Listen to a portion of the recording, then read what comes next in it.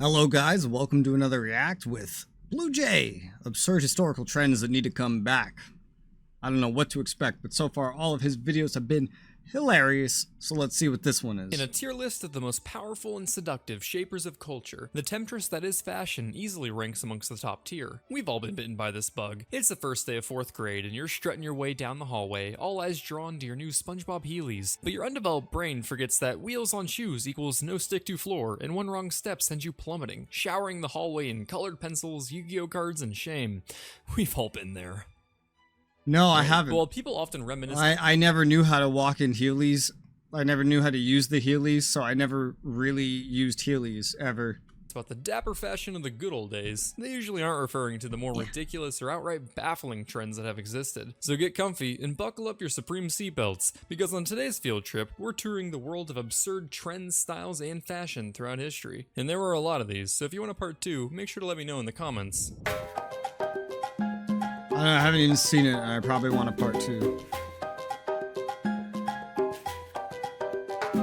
Hobbling is the act of strapping together an animal's legs to prevent them from moving too quickly. This practice proved useful throughout history for preventing your horses, donkeys, or women from running away. Wait, introducing the hobble skirt, a dress designed to obstruct a woman's stride with its tight-fitting hem, perfect for all your duck waddling appreciation parties. Credit for the skirt was claimed by French designer Paul Poiret, whose design quickly replaced the corset as a staple of high fashion in 1908, leading him to state, "Yes, I freed the bust, but I shackled the legs." It's not entirely clear where Paul allegedly came up with the design. Some say it may have originated from the first woman to fly in an airplane, who tied a rope around her skirt to prevent it from blowing up in the wind. But I have a different theory. Perfection. Obviously, the trend came with certain mobility-related complications, such as crossing a street, or going upstairs, or just, living a life. Things like boarding streetcars became— How come women's fashion is always just so impractical everywhere? Doesn't matter what part of the world, women just start wearing the weirdest things. I don't know. This is a very weird one. So I guess they're just gonna have to wear something else for daily transit. Oh, or you could just have the city design modified streetcars specifically for hobble skirts. But as everyone knows, you're not a great— They made new cars specifically so women could keep wearing these things. What the hell? Until you've had your fair share of untimely deaths. One woman drowned falling off a bridge in New York, while another was killed trying to outrun a loose horse at a racetrack in Paris. But don't worry, the onset of World War I saw the decline of the speed limit skirt, with its impractical design not really suiting a wartime atmosphere. Thanks, World War I. You really saved a lot of lives. Do any dresses suit a wartime atmosphere? When you hear the word hermit, many often think of the adorable little crustaceans occasionally found as pets. That is not what I think of at all when I hear hermit. I think of an old guy living in a swamp with not enough clothing, maybe some magic, some potions, definitely some fungus. Definitely, yeah. Others, a sweaty neckbeard grinding for RuneScape XP. No, still not what I'm imagining. In his mom's basement. However, a true hermit has more in common with the latter, opting for a life of isolation where instead of grinding— I hate how former and latter were put like right, left. Grinding for XP, they grind for spiritual enlightenment. These secluded eccentrics often lived lives of peace and meditation, contemplating the meaning of life. And so naturally, British aristocrats thought they'd make perfect garden gnomes. Good morning, friendly travelers, and what a wonderful morning it is. Perfect for embodying the spirit of the youthful rabbit, frolicking in God's— Yeah, I heard about this in a different video, I think. I don't remember where I heard about this. But I have heard about this. Maybe it was an article? I don't know. I have heard about this. Greatest gift. Oh, look, George, I don't know much about it. I just knew that it existed. We must have one in the garden. Oh, thank you, but Damn it, Martha, you're right. It fit in perfect next to the tulips. Forget the elaborate hedges and neatly trimmed lawns. In 18th century Britain, your estate wasn't worth mentioning unless you had yourself an ornamental hermit. Basically, you build a simple brick or stone building called a hermitage and pay some guy to live in it, decorating it with tree root shells and bones in what was pretty much the 18th century equivalent of your lovable backyard dumpster dweller. In exchange for lodging, food, and a stipend, they were expected to spend their days in isolation, where they wouldn't bathe, cut their hair, or engage in any kind of recreation or social mingling. They served as entertainment for guests walking through the estate, where they could approach the hermit and pick up a little nugget of wisdom. Invest in Dogecoin you should, $1 soon it shall be. I don't understand. He's reached a level of enlightenment we could never hope to achieve, Catherine. How How do you get wisdom from someone that's not allowed any kind of interaction or anything? Kanye 2024. Wow, such wisdom. But finding a real hermit wasn't as easy as it is today, where all it takes is pulling up Pokemon's Twitch chat. So some estates had to post Oh, I thought we were saying this about Pokemon. I think this does predate the if you're a broke boy, just say so. I think this predates that. For the position. Turns out, asking a man to dedicate their life to social exile solely for the entertainment of the British elite is rather difficult, leading a few estates to actually use mechanical dummies instead. So if you were updating your resume hoping for a job as an aristocrat's quirky little poverty exhibit, think again, because not even that job is safe from being replaced by automation. This trend fell out of style by the 19th century, but if you're hoping to visit a hermit, you're still in luck. There's a hermitage in the mountains of Austria that's been continuously inhabited for the past 350 years.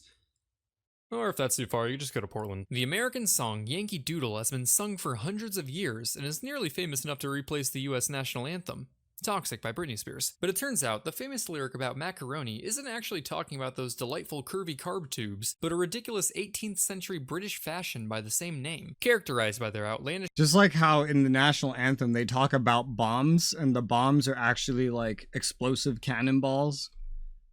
In my head, that was not a bomb, but isn't it funny how time changes language? large wigs, vibrant colors, pointy shoes, unnecessary canes, and tiny hats. This eccentric fashion I've never had seen 18th this. century Britain looking like if Rockstar made Grand Theft Carriage Aristocrat City. The fashion originated from young men who went gallivanting around Europe on the Grand Tour, essentially the Georgian era equivalent of your typical rich kid gap year abroad for finding themselves. Just like all college-aged men, they developed a passion for macaroni while passing through Italy, using the word for its cultural sound to describe anything sophisticated or worldly, such as their new drip. Oh my gosh, James, you look like a whole new man. What do I you hate call the word drip so much. I hate it. That one sentence is already my least favorite part of every one of his videos that I've seen. I just hate Zoomer slang so much. this? Just a little thing we picked up passing through good old Italia. I call it macaroni. So ethnic. But while the ultra elite enjoyed how this expensive, over-the-top fashion distinguished themselves from those yucky poor people, macaroni soon began to fall out of favor. Given their exaggerated and often flamboyant appearance, the term began to refer to excessive fashion and male femininity, which at the time was rather frowned upon. Trust me, they want to be And it's not still? I think it's still pretty made fun of. colonized. Gay! Whether or not macaroni was ridiculed because it suggested homosexuality is unclear, but regardless, mocking the trend became another popular British pastime, right up there with playing cricket and selling opium. After a lot of heat from magazines and cartoonists, the fashion fell out of style after only a decade. Got a whole ass ship in her hair. Don't worry, the rich will find other quirky ways to express themselves. When you think of history's manliest sex symbols, there are probably quite a few individuals who come to mind. No, not me. Stop it. King Henry VIII, especially Stop it. This guy is so funny, man. especially in his youth, could be considered one such individual, and he wasn't really subtle about it. To highlight his fertility, Henry VIII the was fuck? particularly fond of wearing a codpiece, a type of flap or pouch protruding from a man's trousers, kind of like a genital birdhouse. While he didn't start the fashion trend that became popular during the 15th century, he Birdhouse. I'm not sure if I'm understanding that the way he meant it. certainly embraced it with open arms. Or I guess legs. So much so that you'd be hard-pressed to find a portrait of him without it. His armor is on display at the Tower of London, sporting a whopping 2.5-pound codpiece, which was sure to make him look quite submissive and breedable. Did he? Okay, wait, okay. Sporting a whopping 2.5 120 gumballs. Why does he measure everything in gumballs? Even weight. pound codpiece, which was sure to make him look quite submissive and breedable on the battlefield. Apparently, others thought so too, seeing as how women used to stick pins in its leather lining in hopes of increasing their chances of getting pregnant. Because you know, nothing quite screams healthy family like the dude who beheaded 2 of his 6 wives. His codpiece was so iconic that there used to be a wooden statue of I've heard so many weird, fucked up stories about women trying to get pregnant. They're scary. They're scary, some of the things women will do. I've heard some really fucked up them shit. also at the Tower of London, equipped with a secret mechanism. To activate it, one only needed to step on the right spot on the floor. Hey, where's the codpiece? That's kind of his shtick. Check this out.